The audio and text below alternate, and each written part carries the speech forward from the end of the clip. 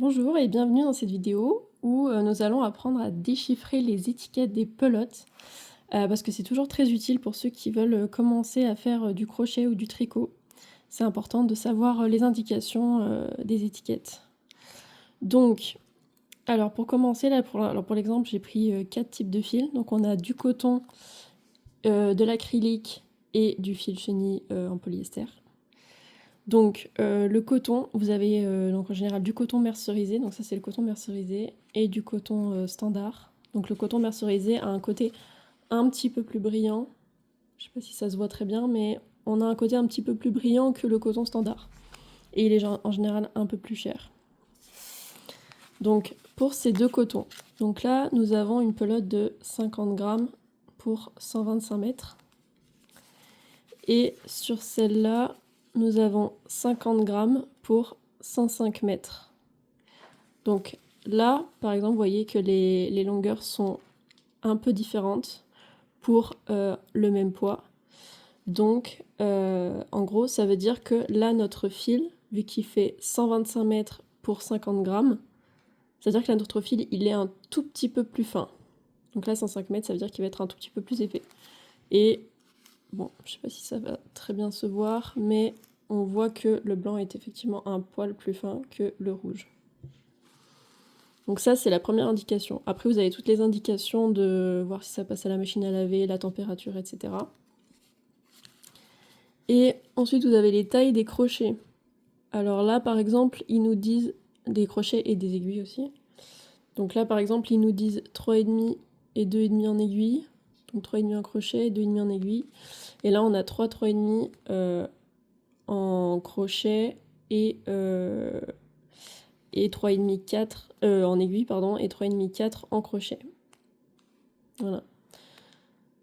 Donc, comme on l'a dit, le rouge est un poil plus gros. Alors, il conseille du 3,5 ou du 4. C'est possible de le faire, par exemple, avec du 3.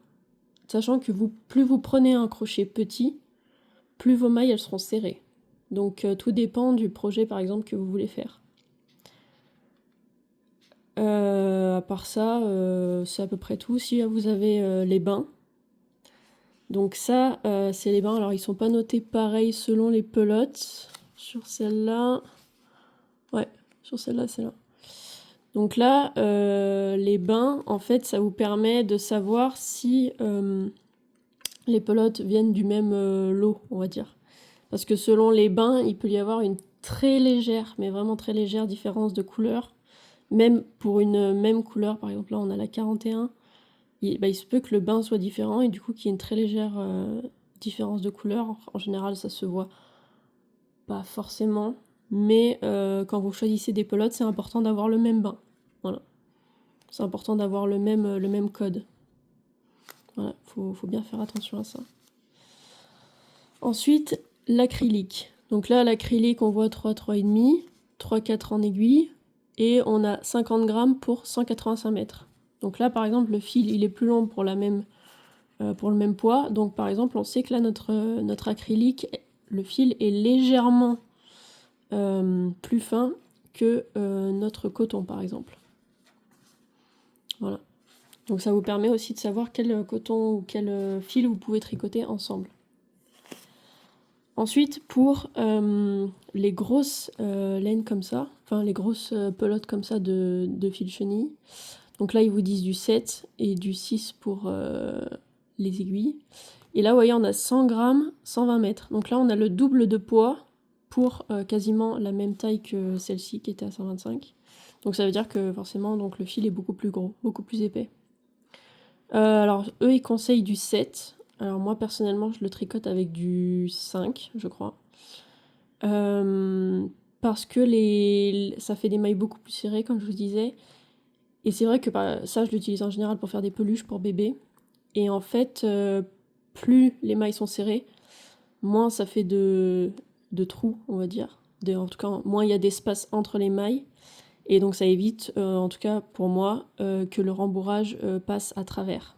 Si par exemple vous faites des peluches, des amigurumi, des choses comme ça, qui sont rembourrées, ça évite que le rembourrage passe à travers.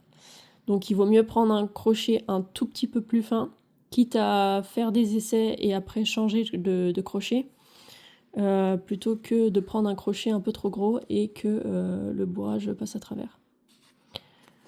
Donc ensuite pour leur utilité, donc ça on peut le faire très bien pour des peluches, couvertures pour bébé. Le coton ce sera plus pour alors soit des vêtements d'été, des hauts, des sacs, c'est peut-être un peu, on va dire souple comme fil, mais c'est tout à fait possible. Par exemple pour un sac de légumes, de fruits, etc. Ou voilà, ou des vêtements, ça peut être pour des porte-clés, des amigurumis, des peluches. On peut faire aussi des peluches en coton. Le coton a une plus grosse, on va dire, une plus grande utilité. On peut faire plus de choses avec quand même. Et avec l'acrylique en général, c'est plutôt pour les choses d'hiver, donc vêtements, écharpes, gants, voilà. Donc ce sera plutôt pour l'hiver, tout comme la laine, le mérinos, etc. Donc voilà, j'espère que ça vous a été utile et que maintenant vous ne serez plus perdu au moment de choisir vos pelotes. Donc voilà, je vous souhaite une bonne journée et à bientôt.